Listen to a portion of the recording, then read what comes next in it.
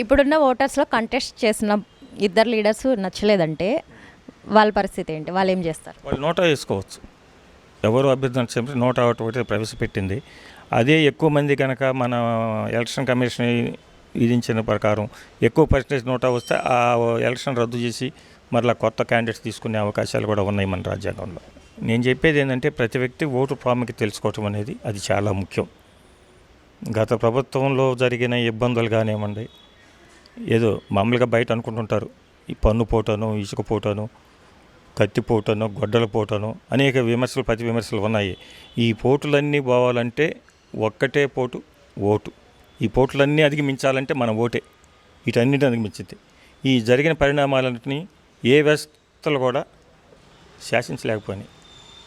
15 సంవత్సరాలు 20 సంవత్సరాలు ఒక నేరస్తుడు రాజకీయాల్లో ఉంటే ఆ నేరస్తుడిని తిరస్కరించే అధికారాలు మన వ్యవస్థకి ఎక్కడ లేవు.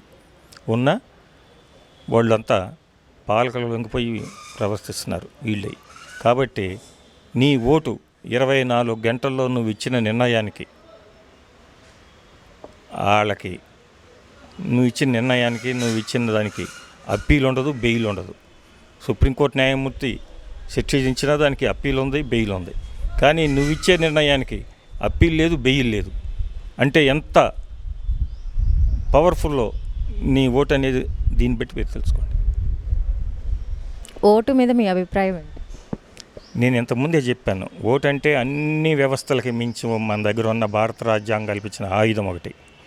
భారత రాజ్యాంగంలో మనకు ఓటు ఎందుకు ఇచ్చారా అంటే మంచి ప్రభుత్వాలను ఎన్నుకోవటానికి, మన సమాజానికి, మన బాక్కి ఉపయోగించారు. ఈ మనం వేసిన ఓటు గత 5 సంవత్సరాల ప్రభుత్వం మంచిదా చెడుదా, గత ప్రభుత్వానికి వేయాలా లేకపోతే కొత్త ప్రభుత్వానికి వేయాలా నిర్ణయించేది మనమే. ఆ నిర్ణయం అనేది ఒక సుప్రీంకోర్టు జడ్జి కానీ, ఒక ప్రైమ్ మినిస్టర్ ఆఫ్ ఇండియా కానీ, ఒక ప్రథమ పౌరుడైనటువంటి ప్రెసిడెంట్ ఆఫ్ ఇండియా కానీ ఏ వ్యవస్థ కూడా నిర్ణయించలేదు. ఇదిగో నువ్వు ఈ ప్రభుత్వం ఏర్పాటు చేయి, నువ్వు ఈ ప్రభుత్వాన్ని. ఆ నిర్ణయం ప్రజలకి రాజ్యాంగం కల్పించిన హక్కే ఓటు. 24 గంటల్లో మనం ఇచ్చిన నిర్ణయం అదే ప్రభుత్వం ఉంటుంది. మనం ఇచ్చిన నిర్ణయానికి ఏ కోర్టు బెయిల్ ఇవ్వలేదు, ఏ కోర్టుకి అప్పీల్కి పోయే అవకాశం లేదు. మళ్ళా 5 సంవత్సరాల ప్రజా కోర్టులోకి పోవాలి. ఇవాళ ఈ వ్యవస్థలు నిర్వహించడం అనేక సంఘటనలు, అనేక నేరస్తులు, అనేక స్కాములు కూడా వాళ్ళకి బెయిల్ వస్తుంది, అప్పీల్ వస్తుంది, వాళ్ళు సర్వైవ్ అవుతున్నారు, సమాజంలో చీడపురుగులుగా తిరుగుతున్నారు. అలాంటివన్నీ అరికట్టాలంటే ఓటే ఆయుధం. అలాంటి ఓటుని సద్వినియోగం చేసుకోమని నేను కోరుతున్నాను. సో ఎలక్షన్ టైంలో ఎవరైతే కంటెస్ట్ చేస్తున్నారో ఏ పార్టీ వాళ్ళైనా సరే, నేను అది చేస్తాను ఇది చేస్తానని హామీలు ఇస్తారు. ఓటర్ కన్ఫ్యూజన్లో ఉంటారు, ఏదో ఒక పార్టీకి ఓటేసేస్తారు. ఓటు వేసిన తర్వాత ఎవరైతే విన్ అయ్యారో వాళ్ళు ఈ హామీలంతా చెయ్యలేదనుకోండి, సో ఓటర్లు ఏమన్నా చర్యలు తీసుకునే అవకాశం ఉందా? చెప్పాను కదా, ఓటర్లు చర్య తీసుకున్నా మనకి వ్యవస్థలు కొన్ని ఉన్నాయి. లెజిస్లేటివ్ అసెంబ్లీలో ఒక శాసనసభ్యుడు అంటే వాడు మాట్లాడేదల్లా శాసనం. ఆ శాసనసభలో ఊరికేదో అలంకారప్రాయంగా వెళ్ళటల్లా. ఆ శాసనసభలో ఎవరు మాట్లాడినా అది భారత రాజ్యాంగ ప్రకారం శాసనం. ఆ విలువలు కూడా తెలియకుండా వీడు హామీలు ఇస్తున్నారు, హామీలు అమలుపరచట్లేదు, విఫలమవుతున్నారు. వీళ్ళు ఎందుకు మాట్లాడారా, ఎందుకు విఫలమవుతున్నారని దానికి ఒక అష్యూరెన్స్ కమిటీ ఒకటి ఇంతకుముందు ఉండేది. అది 1985 వరకు మనకి లెజిస్లేటివ్ అష్యూరెన్స్ కమిటీ ఒకటి ఉంది. దానికి ఒక చైర్మన్ ఉండేవాళ్ళు. ఆ శాసనసభలో ఎవరైతే ఎన్ని హామీలు ఇచ్చారో, ఎన్ని అమలుపరిచారు, ఆ ప్రపోర్షనేట్లో ప్రాసిక్యూట్ చేసి నువ్వు ఫాల్స్ స్టేట్మెంట్ ఇస్తే బహిష్కరించే అవకాశం కూడా అప్పుడు ఉంది లెజిస్లేటివ్ అష్యూరెన్స్ కమిటీలో. సో ఇప్పుడు లేదా? లేదు, ఇప్పుడు తెలియదు. అది తెచ్చి దాదాపు 25-30 సంవత్సరాలు అయింది. ఎందుకంటే నేను ప్రాక్టికల్గా శాసనసభకు వెళ్ళినప్పుడు ఒక అష్యూరెన్స్ కమిటీ చైర్మన్ ఉండేవాడు, దానికి మెంబర్లు ఉండేవారు. ఏది పడితే అది మాట్లాడటానికి అవకాశం ఉండేది కాదు. ఇవాళ మీరు చూస్తున్నారు, అది అసెంబ్లీయా లేకపోతే దానికన్నా పంచాయతీలు, చిన్న చిన్న వ్యవస్థలు సక్రమంగా నడుపుకుంటున్నారు. పార్లమెంట్ కన్నా పంచాయతీలు గొప్పగా నడుస్తున్నాయి. ఇవాళ మరి జనానికి అసెంబ్లీ అంటే ఏందో కనీసం నాకు అనిపిస్తుంది అప్పుడప్పుడు. అసెంబ్లీకి వెళ్ళే వాళ్ళందరికీ ఒక పెద్ద బాల శిక్ష ఉచితంగా ఇద్దాం. ముందు అసెంబ్లీలో ప్రవేశించే ముందు ఆ పెద్ద బాల శిక్ష చదువుకోండి.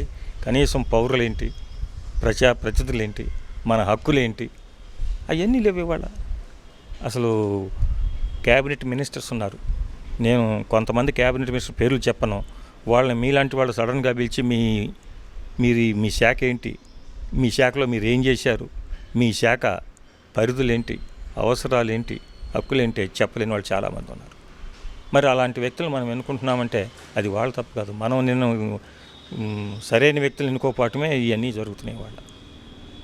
అది మనం వేసే ఓటు మనకు కాదు, మన భావితరాలకు భవిష్యత్తు కావాలి.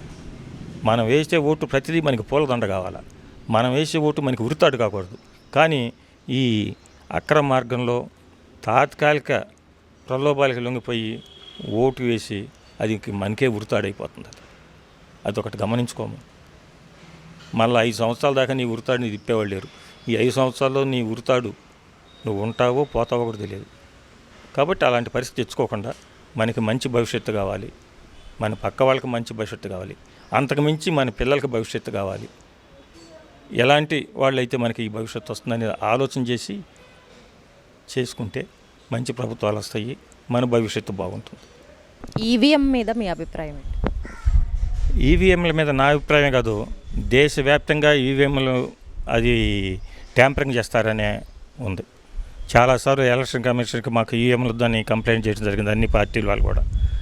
మరి ప్రస్తుతానికి ఇప్పటికిప్పుడు ఈవీఎంలు మార్పు లేకపోయినా కానీ, ఎందుకంటే ఈవీఎంలని ట్యాంపర్ చేయటం అనేది చాలా తేలికైన పని. అది అధికారం ఉన్నవాళ్ళు ఊహించుకోవచ్చు, అంగబలంతో మార్చవచ్చు, అర్ధబలంతో మార్చవచ్చు. ఏ వ్యక్తికి కూడా ఈవీఎం లేదు అవగాహన లేదు.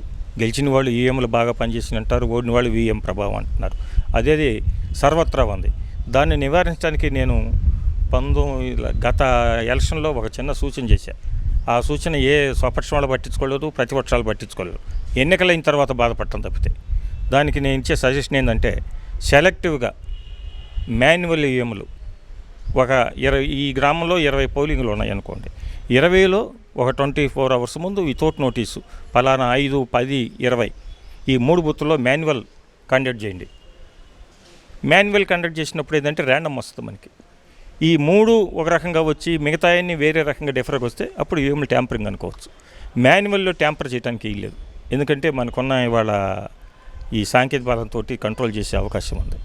దానికి కూడా అధిగమించి ప్రిసైడింగ్ ఆఫీసర్ని అక్కడ ఉన్న జనాన్ని అధిగమించి రౌడీజంగా చేసుకుంటే దాన్ని అరికట్టడం కష్టమే. కానీ నేను కొన్ని సెలెక్టివ్గా ఈవీఎంలని ప్లేసుల్లో ఒక ప్రతి 20 బూతులకు 2 లేదా ప్రతి 100కు మాన్యువల్ కండక్ట్ చేస్తే అప్పుడు కరెక్ట్గా మనకి ఈవీఎంలు కూడా ఇదే పద్ధతిలో వచ్చింది అనుకోండి, రీడింగు నమ్మకం ఉంటుంది. తేడా వచ్చింది అనుకోండి, ఈవీఎంలు ట్యాంపరింగ్ అని అనుకోవాలా, లేకపోతే పని చేయలేదు అనుకోవాలా. అలాంటి సూచన చేయదలుచుకున్నాను. అది అన్ని పార్టీల వాళ్ళు దీన్ని సమీక్షతోటి ఎన్నికల కమిషన్కి ఒక రిక్వెస్ట్ పెట్టుకొని చేయగలిగితే అది జనంలో ఆ దురభిప్రాయం కూడా పోతుంది. యాక్చువల్లీ మాన్యువల్గా చేసిన వాటిలో కూడా దొంగ ఓట్లు పడుతున్నాయని ఈవీఎంలు తీసుకొచ్చారు. సో మీరు ఇప్పుడు ఇవాళ మనకున్న అంగబలంతో మాన్యువల్లో దొంగ ఓట్లు పడినవి తెలుస్తుంది. ఇప్పుడు నా ఓటు మీరు వేశారు, అది దొంగ ఓటు అని తెలుస్తుంది. కానీ నాకున్న బలంతో అవన్నీ యాక్సెప్ట్ చేస్తున్నాం. కానీ ఈవీఎంలు అది తెలియదు కదా. నాకు తెలిసినంత చాలా తేలిక ఈవీఎంలు చేయటం. అక్కడ ఉన్న ఆఫీసర్ని కొనగలిగితే ఈవీఎంలన్నీ మారిపోతాయి. మామూలు రూరల్ ఏరియాలో అంత నైతికమైన సామర్థ్యం సామాన్య జనంలో లేదు. ఎందుకంటే రాబోయేది నేను ఎవరు చెప్పని విధంగా నేను చెబుతున్నాను, ఏ పార్టీ అని కాదు, హైటెక్ ఎలక్షన్ జరగబోతుంది. రేపు రాబోయేది ఆంధ్రప్రదేశ్లో హైటెక్ ఎలక్షన్. అసలు ఓట్లు కొనటం కూడా ఉండదు. ఎలా జరుగుతుంది. ఎందుకంటే అది నేను ఇప్పుడు చెప్పకూడదు, కానీ గత ఎలక్షన్లో జరిగినాయి. ఏజెంట్లను కొనటం, ప్రిసైడింగ్ ఆఫీసర్లు కొనటం, ప్రిసైడింగ్ ఆఫీసర్లు కూడా ఇంకా ఉంటారు కొనటం. ఇప్పుడు మీకు 4 ఓట్లు వచ్చినాయి, నాకు 6 వచ్చినాయి. నా 6 తీసి మీకు వేస్తారు. దాన్ని మళ్ళీ ప్రాసిక్యూట్ చేసుకుంటే సుప్రీంకోర్టు దాకా వెళ్ళాలి. ఆ ఎలక్షన్ టైంలో ప్రిసైడింగ్ ఆఫీసర్ ఫైనల్ నిర్ణయం అదికి మించి చేయించుకుంటారు. ఇవాళ చూస్తున్నాం మరి అవస్థలో. ఏమి నేరం చేయనాడు కూడా వెళ్తున్నాడు, అన్ని నేరాలు చేసినాడు, బయట ఉంటున్నాడు. మరి ఇది సాధ్యమైనప్పుడు ఇది సాధ్యం కాదని నేను ఆలోచన. సో దీన్ని ఎలా కంట్రోల్ చేయాలంటారు?